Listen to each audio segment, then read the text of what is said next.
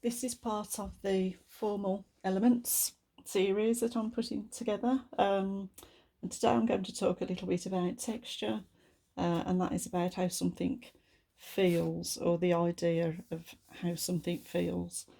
So this image here was to do with a little bit of collage, but then also hot wax was dripped onto the page first, and then I used an etching tool to etch into the wax here, um, and some sort of blunt instrument. I can't remember exactly what for that section there, but you can see I've tried to get the texture of the wood and then of a scarf here, and then ink was applied. Ink is quite fluid, so that was applied right across the idea of that there. So that's created the idea of texture. Moving on to this one. This was created, it was based on a window, part of a window. You can sort of see the shapes where the wood of the window, or the material of the window is in between. And then this section here would be the glass. I was having an abstract expressionism phase, and I quite like lots of bright colours. And this is using frottage, so it's using very thin paper where you can gather textures by layering the page on top of a rough surface, and then getting a wax crayon and just rubbing across the top. And then I think it was watercolours on top of here. I think it was probably watercolours or acrylic that's really watered down, and that created these sort of nice textures here. I've also stitched into this as well using a multicoloured thread, so that does actually feel, there is a texture to that. And then painted slightly less fluidly with acrylic paint around the other side there, around the outside. Okay, so this is an image based on a piece of fruit that's still on the vine. So there's part of a leaf there, and it was a print. It's printed onto fabric. I've embroidered into it as well. This was just very, very thick, rough sort of brush strokes. I wanted it to be a little bit more abstract than realistic. And then I've used a couching stitch here, and a running stitch, and then French knots to create the texture of the fruit. In particular, when I did this print, I like the print itself, so I've kept that. That is polystyrene, and again, this wasn't printing ink. I used acrylic paint for this. You can, if you're quick, you can use acrylic paint to do some printing. It does dry a lot more quicker than acrylic than printing ink, but you can use acrylic paint. Okay, but I quite like the way the surface was left, and again, that is textured.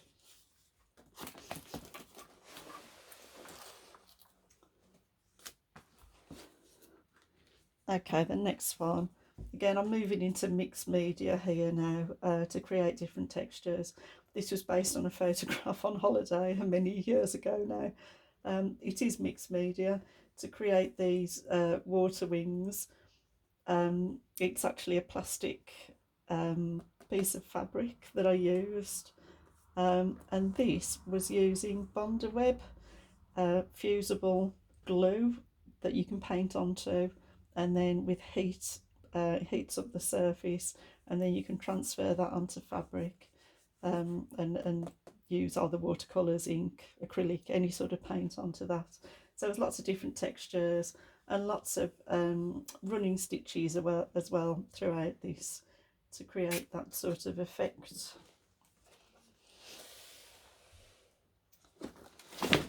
Oops.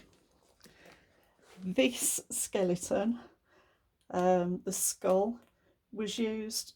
I used a piece of card dipped into acrylic paint, a smallish piece of card, and then literally just drew the outline using a piece of card which is why it's quite angular in places.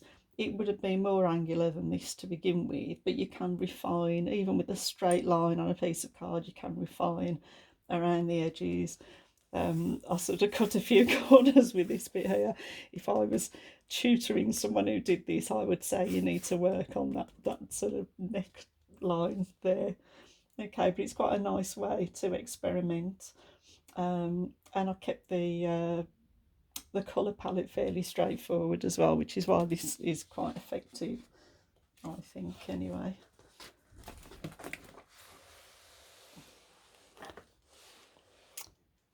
Continuing with the theme of using different objects to paint with.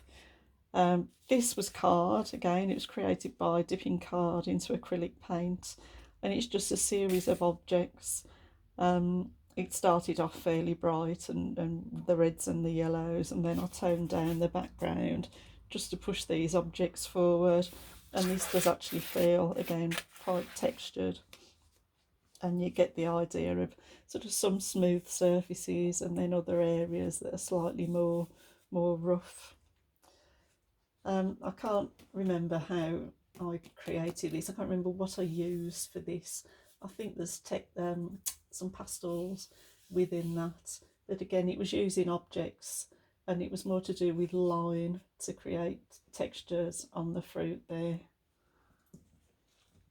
Arguably, there's not enough contrast in that image for that to work. It's all a little bit busy. There needs to be some sort of contrast, I think, to get the effect, to get the full effect.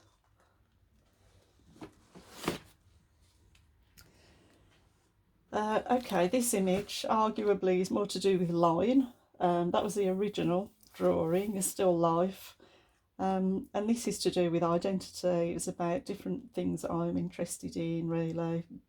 Fashion, I was interested in making clothing, tennis, favourite pair of shoes, favourite boots, guitar lessons, I like to read, all sorts of things in there, really.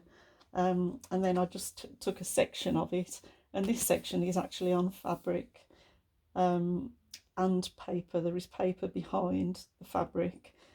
No, sorry, the other way around. There's paper above the fabric, and certain areas I've torn the paper off so that the fabric comes through, and then stitched again using different stitches, really. Running stitch, I think that's a couching stitch, and mainly watercolours onto that there, so it is a textural piece.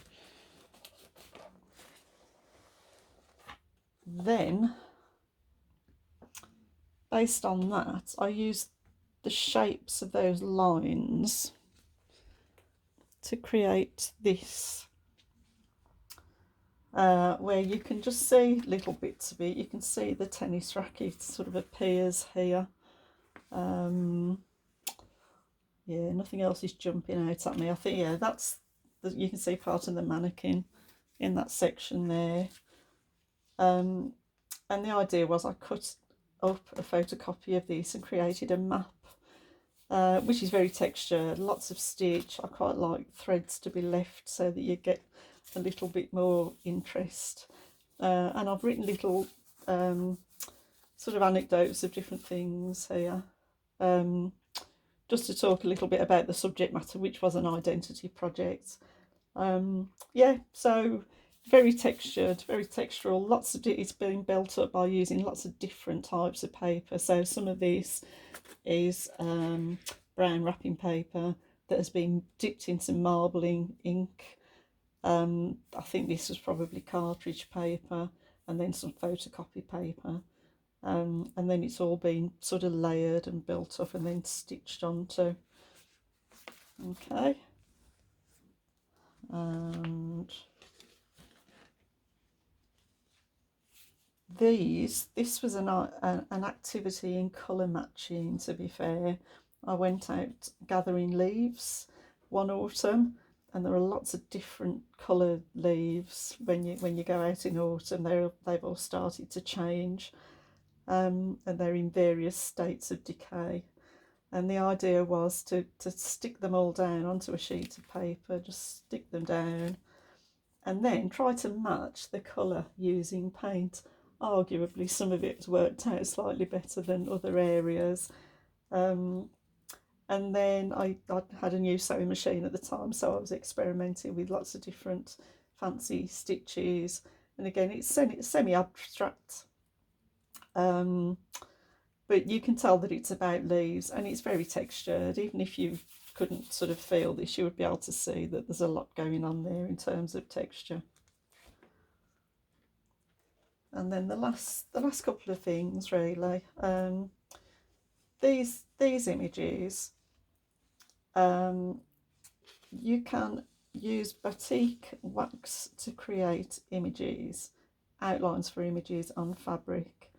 If you don't have the luxury of a batik pot and wax, then you can mix flour and water, which creates a paste. And you can dip a paintbrush into that and then draw your outline. And then when you come to, you can put your paint inside. So this is watercolours, and probably a bit of a mixture of acrylic paint as well. And then when you're done, all you need to do is pick off the flour and water, and that will come off. I'll leave this on so that I can use it as a demonstration. So you can see I've picked little bits off every now and again. The same with this fish image. Again, I've left the flour and water paste on there because I actually quite like it. I quite like that section there where you've got the flour and water paste and the colours, and I like it as it is really. And yeah, another small example there. You can stick to one colour within the lines, within the resist, or you can put a gradation using different colours where you can actually mix onto the fabric. You can use this technique onto paper as well if you want to. Okay, so that's it then for texture. Plenty of things to have a look at and investigate. I will do some demonstrations at some point. I'm gradually working through my sketchbook to begin with, and then I'll go into looking at how to create different outcomes using different techniques and materials. Bye.